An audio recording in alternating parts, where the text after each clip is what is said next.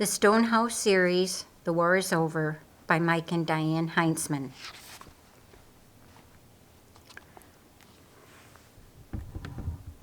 Chapter 2. Benjamin was either going to be home or he wasn't. As a runner, Ben had seen more of Israel than any person Simon knew. Today it appeared he was home, 1/2 mile away on a spot of ground just past the Stonehouse southwestern boundary. In Ben's yard were 2 rows of fence posts, 5 on each side. With a 6-foot space between them, a fishing net was stretched tightly between the posts. What appeared to be a full bale of freshly laundered wool was spread out on top of the net and drying. It still dripped water into the grass below. Simon stepped up to the stone block flat roofed home. Knock, knock, knock. Enter! Benjamin was seated near an open eastern window. His right foot was pumping a spinning wheel treadle as he fed wool fibers into the contraption, which in turn wound the yarn on a bobbin.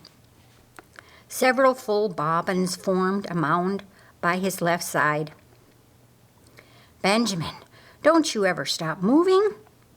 "Ah, Simon," Ben responded without looking up. "So good to see you. What brings you by today? A new robe, a blanket, maybe a—" Ben looked up from his wheel. "Simon, what's wrong? Do you know where Jesus is?" "Ah, yes, he's at the spot where the baptizer, John, spent so much time. Why?" A large loom sat beneath a closed board-covered skylight, and Simon moved into the room and placed his left hand on top of the machine. A beautiful patterned wool blanket appeared to be almost done. "Lazarus. Mary's Lazarus?" "Yes, I sent both Hannah and Esther to go back with her 10 minutes ago, but Mary, well, her description—" "Ah, Ben, there's only so much Hannah can do." Ben's mind moved faster than his weaver's shuttle. Whatever had happened, Jesus was the only hope Lazarus had. "I can get there to where Jesus is out beyond the Jordan by mid-afternoon. What's the message?" "Well, it's well over 20 miles, Ben." "From here, it's 27 miles. What's the message?" Benjamin was already to his feet and tying on his running sandals. He swung a leather water skin over one shoulder and packed bag over the other. "Lord, the friend whom you love is sick." "Tight message." "It's not like it takes a lot of words." "Nope. I'll let the sisters know you're on your way." Lazarus was laying in the shade. Martha was on her knees, only feet from where she was when Mary had left. She had taken blankets from her bed and laid them down next to her brother and then rolled him onto them. Her pillow was under his head. His only movements was the rise and fall of his chest. Hannah knelt across from Martha. "He is still breathing. That's good."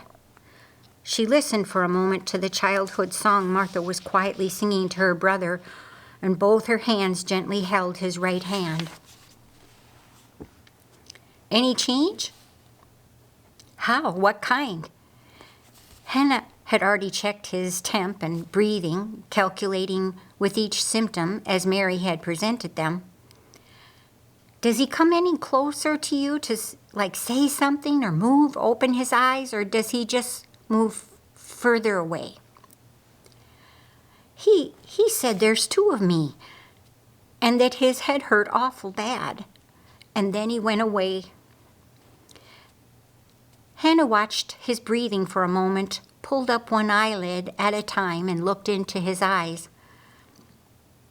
"Martha, Mary, I'm so sorry. Simon, maybe Jesus will get here in time." Martha questioned, "You sent for him? Where is he?" Mary answered, "Simon thought Ben might know where Jesus is, and that Ben would bring a message to him." "Good. He will get here in time." The breathing patterns of Lazarus changed, became erratic. and he moved as if he were fighting something in his sleep. Martha held tightly to his hand, but she spoke to her brother as if he were just walking up the steps through the door. "I made rooster pot pie for lunch, your favorite, early this morning while you were sleeping. I know I told you lunch was going to be boiled eggs and cornbread, but I wanted to surprise you, Lazarus. Please don't leave us. Don't go. Lazarus, please." Martha bit her lip. Tears were streaming down her face, dripping off her chin and landing on her brother. "Ah, Lazarus." No response. "Mama," Esther pleaded, "do something. You always know what to do." "I am sorry, Esther. He is not sick. Something is broken. I cannot fix the broken part." Although the body of Lazarus did not move, and no human saw him leave, Lazarus did leave his earth suit after a moment of silent watching. To the 4 crying women huddling around him, what they saw were dead eyes open wide and locked in place as his heart stopped beating. Lazarus, at first once disconnected from the anchor of his body, laid the same way he was, both his eyes wide open, looking up at those around him. "Martha, what's wrong? Did someone hurt you?" She was sobbing. Massive tears were running down her face. He glanced to his left. "Hannah, what are you looking at? And why are you here, kneeling next to me?" Laz looked at her tanned leather shoulder bag, its top portion clenched tightly by her left hand. "You have brought your bag of stuff? Why, Hannah? Did someone break a leg? Someone cut a thumb while butchering chickens?" Lazarus sat up, looking at those around him, trying to get their attention. No one, not one person, would look back at him. "This is too weird. Esther, you are here too? And Mary? Emotional women. What is wrong with you? I'm getting up." And as Lazarus stood up, a hand reached out to help him to his feet. "Huh?" Finally, someone who will pay some attention. "But who are you?" "Do I know you? I can't say I've seen you before, but you seem familiar." "I am an angel, your guardian, and you can call me Floyd." All right. Floyd, my guardian angel. What's the matter with them?" Lazarus asked, motioning back towards the 4 crying women. "You have left them. Their lives will never be the same. Each one will miss you severely, and for them, many things will change. And change is, well, usually disliked and complicated and often difficult. They are sad and afraid." "What? I'm not leaving. I'm not going anywhere. I like my life here just fine, thank you." "Lazarus, you have already left. Look at what they are crying over." Laz stepped to the side for a better look. The women were all kneeling, hunched over some clumpy something beneath a canopy of silver birch trees dressed in springtime leaves. That guy. He sort of looks like me. Who is he? Do I have a cousin or something?" "Laz, that's your earth suit." "My what?" "Your earth suit. You used to live in it, and now it's empty." "Why?" "It's broken. You cannot live there anymore." "Broken? How? Can't you fix it?" "It's called a brain aneurysm, and no, I can't fix it. That's outside my ability and jurisdiction." "Martha," Lazarus shouted. There was no response. "Mary!" Nothing there either. Lazarus gently placed his hand on Mary's back, but it never made contact, just passed right through. "Ugh, I don't like this. It's not as if I'm very old. I've never been married or anything. It's not my time to die." "Well, no, it's not. Not that you have a time to die or a thing even remotely close to a specific time to die. Well, then how did this happen? It was an attack from the enemy's kingdom, mixed with an access door that he got from you. Not much, but collectively it was enough. I'm sorry, we did our best to keep you in one undamaged piece. Well, what happens now? Well, I will escort you to the place of protection, and your sisters will place your suit in a cave or buried in the ground, where eventually it will rot away to dust. Oh no, I don't want to go. Not yet. I don't want to leave them here alone. Lazarus knelt on the grass to be close to those he loved and lived with all his life, each one precious to the other. Esther held the left hand of his empty earth suit, and she held his hand in both of hers while she gently kissed each knuckle, folding his fingers mixed with her tears. And tears were streaming down from her eyes, falling on their fingers and running down to thirsty ground. Floyd reached his right hand out to Lazarus, and he said, "Come."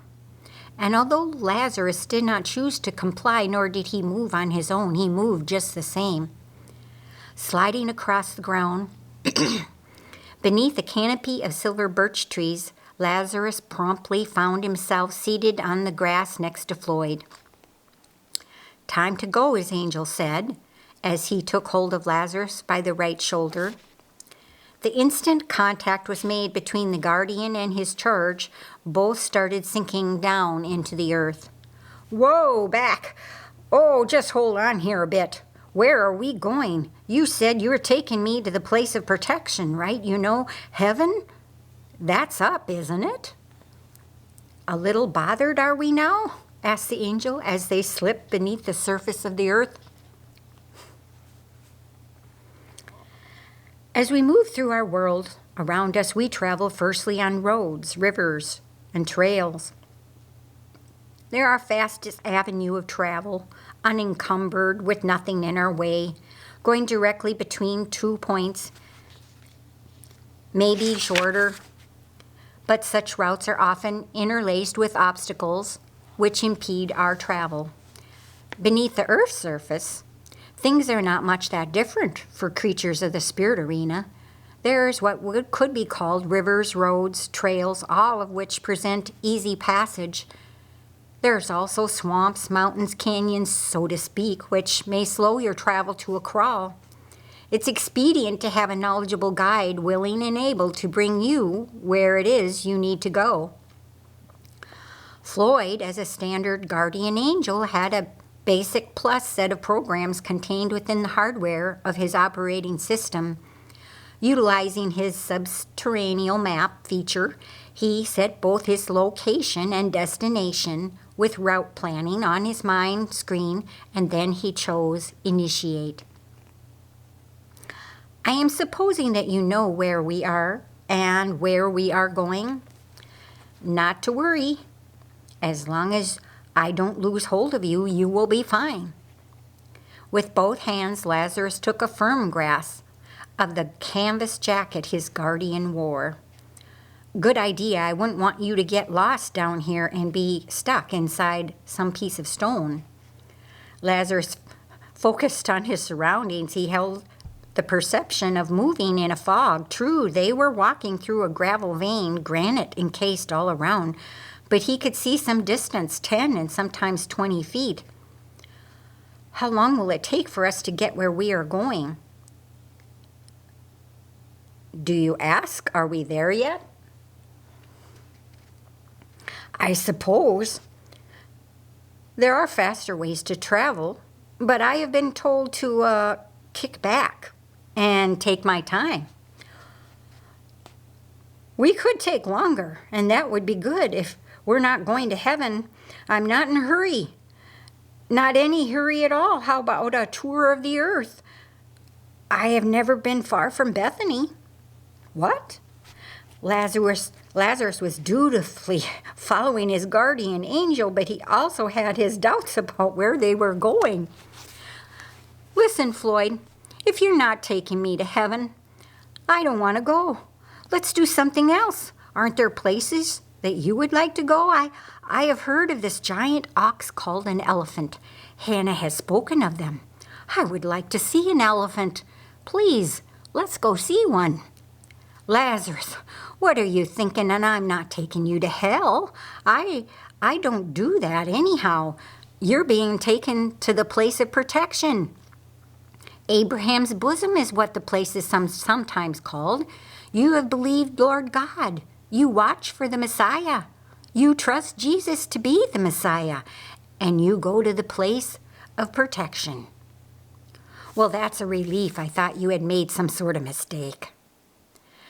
The place of protection, there are many there gathered from the dawn of time? When is heaven going to be? Not until Jesus completes his chores and makes full payment to his Father. Oh, the two were walking slightly downhill and Floyd radiated light. Not a great deal of light, but enough. He changed his brightness level as they moved through different types of earth, and right now they were in some extremely clean sugar sand, easy going. How long have you been around me, that is? I have watched over you from the time of your conception. However, this is the first time you have seen me, although I've been with you all along. You could have said something along the way, that is, waved or said hello. Not without direct authorization, and such a thing may happen only once or twice in a lifetime, and with some humans never at all. 18 minutes into their journey, and Lazarus was becoming accustomed to their surroundings, and Floyd twisting, turning choices, although he could only physically see a short distance, sometimes out to 20 feet, and sometimes feel or perceive out much further. Is there a real open tunnel up ahead? Not a gravel vein, but a real tunnel? Well done, Lazarus. We will enter Abraham Avenue within 30 minutes. How did I know that? I occasionally connect to Spirit Helper data stream for updates and information. It is possible for you to receive informational fragments from Spirit Helper through that connection. If I let go of your jacket, would I get lost? Well, let go and see what happens. Lazarus let go of Floyd's canvas jacket. Instantly for Lazarus, all movement stopped. His body, or his spirit form, felt frozen. Not cold, but immovable, encased in earth. And although with his eyes he could see Floyd begin to disappear into the fog-like gravel up ahead, his body would not budge, and he could not even move his mouth to scream.